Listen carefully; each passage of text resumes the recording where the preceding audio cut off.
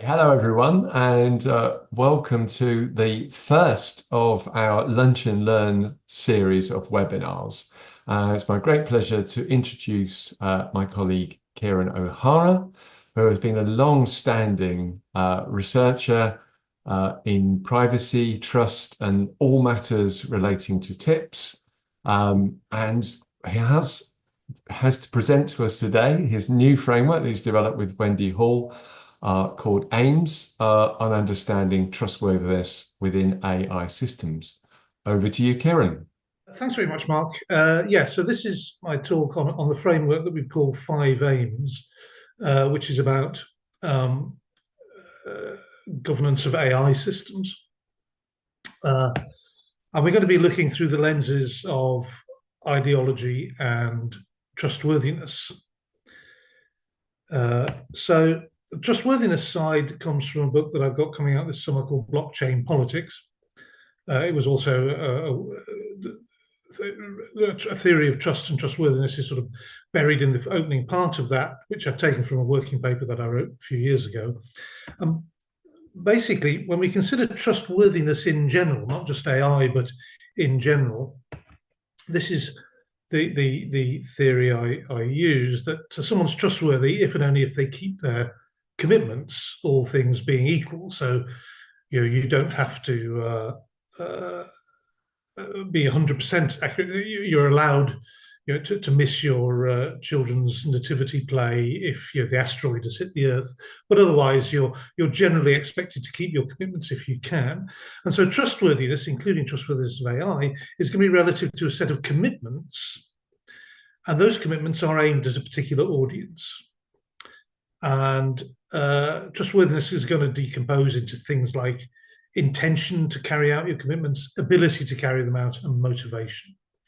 And the commitments will be context limited. So, for example, uh, if I'm a trustworthy accountant, then I'll make commitments to a certain audience. The commitments will depend on the nature of the accountancy profession, but I only give the commitments to a particular audience, i.e., my clients, my paying clients. I'm not going to be a trustworthy accountant for anyone else, and this will apply. This will be context limited, so I'm not going to work during my holidays or during my paternity leave or whatever.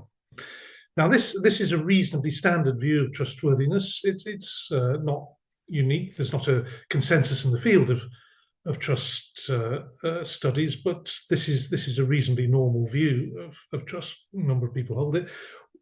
What makes my accounts somewhat different from others is that I also emphasize hermeneutics, the importance of interpretation. A trustworthy person and the audience must interpret these commitments and the context to determine whether and how the commitments apply, and that relativity that brings in will turn out to be quite important. So that's trustworthiness in general. What about trustworthy AI in particular? Well, we're going to be looking for commitments, and we're going to be looking for an audience. And the commitments of trustworthy AI partly drawn from the operational parameters of the system. So AI is going to be trustworthy only if it can carry out its function, if it does what it says it's going to do. But there's also external constraints as well, conformity to various ethical or social norms or expectations. And there's a literature on the social license to operate, which is very relevant to this particular area. Drawing the distinction between operational parameters and external constraints isn't trivial. If we look at something like the International Telecommunication Union's standardization program for trustworthy AI, as far as I can see, it focuses almost entirely on privacy enhancing technologies. Things like homomorphic encryption, differential privacy. Fair enough. I wouldn't criticize that, but they, to me, sound more like external constraints on trustworthy AI rather than operational parameters of the system. Although you might make a case that privacy is an important part of the operation of a system. So drawing the distinction between those two isn't too simple. Now, there's two immediate questions. I'm going to keep coming back to these questions, A and B. The first is, who defines these commitments? Is it the developers? Is it the government? Is it civil society? And the second question, question B, is who's the audience? Is it the public or the citizenry of a nation? Is it global, or is it certain stakeholders? And we can rewrite those in the second column, as in the second column, who says how AI should be trustworthy and who says for whom it should be trustworthy. And the moment you ask these sort of who says questions, they're ideological and political. And that brings us to the second half of the framework, which again I've taken from earlier work. It's a book I wrote with Wendy Hall called Four Internets, came out a few years ago. And again, that started life as a white paper for the Centre for International Governance Innovation. And Four Internets was about the governance of the internet and how different ideologies suggest different ways of governing.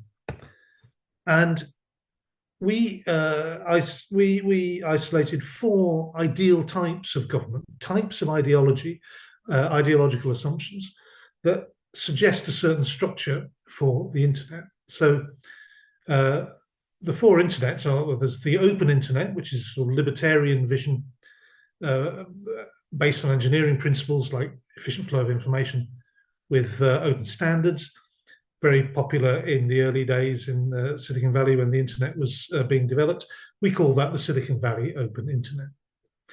Then there was the bourgeois internet that looks on securing human rights and civility around areas such as privacy and intellectual property.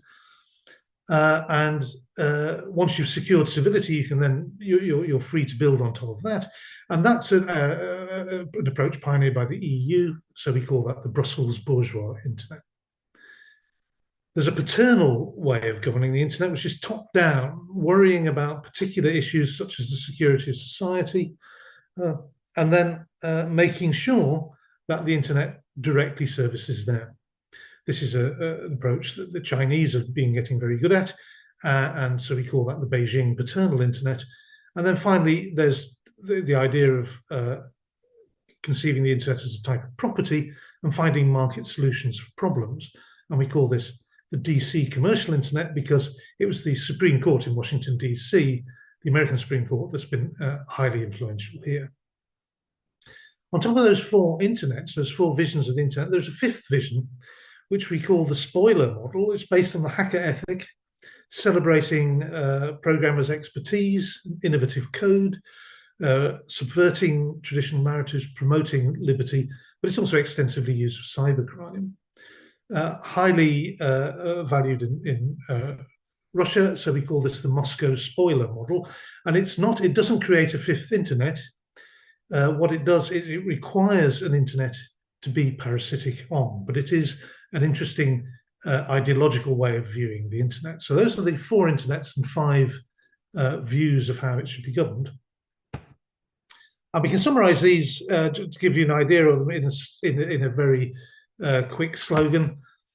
On the American versions, the open and the commercial internet, we say something is permitted unless it's forbidden. Now, in Brussels, there's a subtle difference. It's forbidden unless it's permitted. And in China, where they rely on self-censorship quite a lot and chilling effects, things are discouraged even if they're permitted. While in Moscow, it's encouraged, especially if it's forbidden. Now, with the internet's development, the original was the open internet. Openness was the founding ideology of pioneers like Vint Cerf, Bob Kahn. The other types, the paternal view, the commercial view, and so on, are responses to the failures of the open internet, which when it scaled, created collective action problems, which enable spam, cybercrime, the dark web, etc. But the open internet had to come first. The internet wouldn't have scaled without openness and connectivity. It's an important point, this. If, for example, the internet had begun commercially, it wouldn't have scaled because no one would have paid to use it. And the question, why did it become established at scale in the 1990s? It was particularly the appearance of the web, as well as the on top of the internet. The web sits on top of the internet as an application. And it spread so quickly in that decade because we had a monopolar world with a single superpower that was supportive of the open internet. if Berners-Lee wanted to create the World Wide Web tomorrow, he'd struggle to get it established because of the ideological fragmentation globally. So the question that Wendy Hall and I have been asking is, can we adapt this four internets framework to categorize and theorize AI governance? And we invented the acronym of the Artificial Intelligence Management Strategy, or AIMS. And what our observations have told us is that each of those ways of looking at the internet, openness, the bourgeois view, the paternal view, the commercial view, and the spoiler model, each produces the type of AI and the type of AI governance, which we call open aims, bourgeois aims, paternal aims, commercial aims, and hacker aims. And it's important to note here that although the spoiler model doesn't produce an internet of its own, if you produce AI using hacker methods, you will have an artificial intelligence system. So it's four internets and 5 aims. I'll go through the 5 aims now briefly, and I'm going to be looking at, going back to our trustworthiness idea, I'm going to be looking at the commitments that trustworthy AI is expected to make and the audience it's expected to appeal to. So on the paternal aims, which is the most common view, commitments really are constrained from the top down by, for example, governments, and they're drawn from national policies, ideological values. And a good example is China's valuing of social stability. So when there's been a number of articles written about DeepSeek, Chinese artificial intelligence system, and if you ask it about what happened in Tiananmen Square, it will tell you nothing happened at all. Or it will say that this is not an appropriate subject to talk about. That, to me as a Western liberal, makes it seem very untrustworthy, but to a Chinese nationalist or a Chinese government official, that makes it seem very trustworthy indeed. And this is an example of how trustworthiness can be quite relative and can be it can be a case of you pays your money and you take your choice. What about the audience? Well, the top-down authorities who constrain the commitments also determine the audience, and they're the stakeholders the government's going to deem relevant, which include itself. And this is the most common approach to governing AI at the moment, regulating AI. And there are 2 particular flavors it comes in. One is safety, looking at the micro commitments to citizens and making sure citizens are safe. Example would be the EU AI Act, for example, there. Another would be, the other is nationalism, where there are macro commitments to the state. And this is the idea of AI as a strategic resource. The Trump administration has just launched the Stargate project. China has been running with Made in China 2025 for some years. India's got an AI stack. And this idea of AI as a strategic resource is the second type of paternal aims. Commercially, well, commitments are from a commercial point of view, commitments are typically made by developing companies, and then they will focus on product's function and its value added, conditioned by law. So they'll worry about the liabilities that they hold. And the audience is those to whom developers have responsibilities. So it might be the customer base, investors and partners, and there'll be others with claims, for example, copyright holders on data and training sets, for instance. Lots of issues around business models. No one knows quite how to make money out of recent AI developments. Development costs were supposedly very high, although it looks like that may not actually be. They may not be as necessarily high as we've thought. But most commercial companies are currently funded by very, very rich tech giants. They're actually the funds needed to train a large LLM are even beyond those of venture capitalists. So this means a lot of influence for a small number of tech giants. What about the hacker view? Well, here commitments are made by developers because they take a libertarian or individualistic philosophy of the power of software creation, and they reject external constraints on development. So they will determine their own audience. And this may be where AI policy goes from the Trump administration. That might is right, possibly. Too early to say at the time of writing, but that may be where it goes. Openness has been a fringe issue. In an open aims, commitments would typically be defined by developers, and they will be open for inspection and comment, and quite often they'll be derived from public codes of practice. The audience will be drawn quite inclusively and generously, There's been a lot of discussion. The most discussion here has been about open source LLMs. When there is an open source LLM, the original developer is relinquishing control to reusers. So trustworthiness rests with the reuser. So if someone takes Meta's open source LLM, for example, and does something with it, it's the reuser who has the trustworthiness issue, not Meta.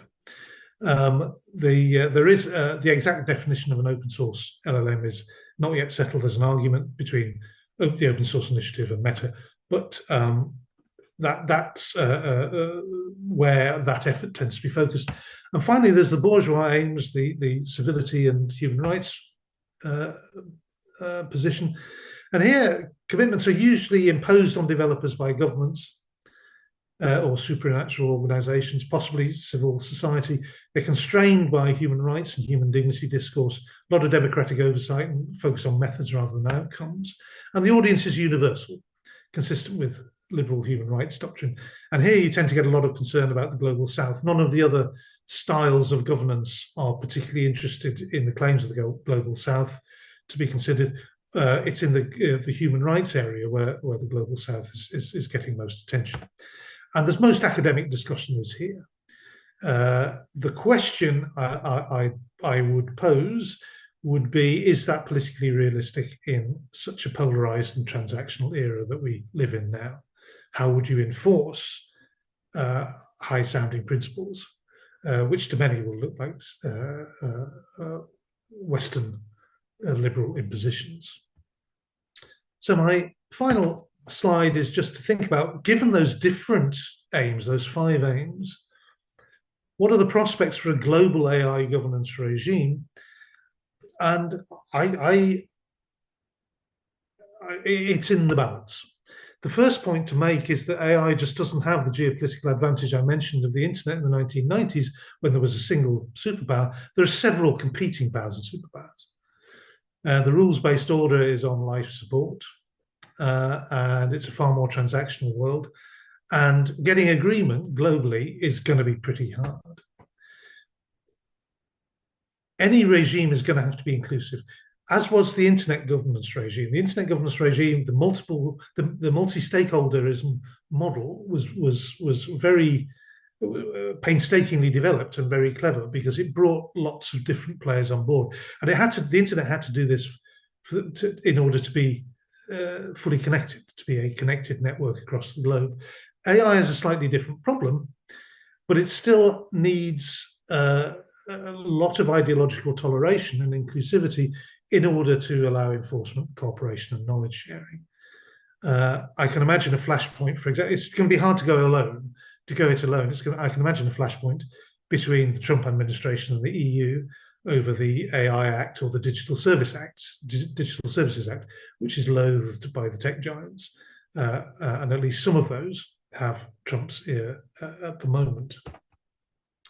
So going back to our original questions A and B, in this context, question A starts to look like, can there be agreed standards of trustworthiness, and how will they be achieved? That's how question B pans out. Question A pans out. Question B pans out like this: which audiences are going to be able to state their cases? Lots of people have things to say. How will they get their voices heard? And we're not going to solve these problems, certainly not with the 5 aims framework, but the 5 aims is a framework for investigating these questions. Wendy Hall and I are going to be working on this in the next few months, and hopefully we'll get a major publication out later this year or next year. So my thanks to my colleague Dame Wendy Hall. There are her contact details.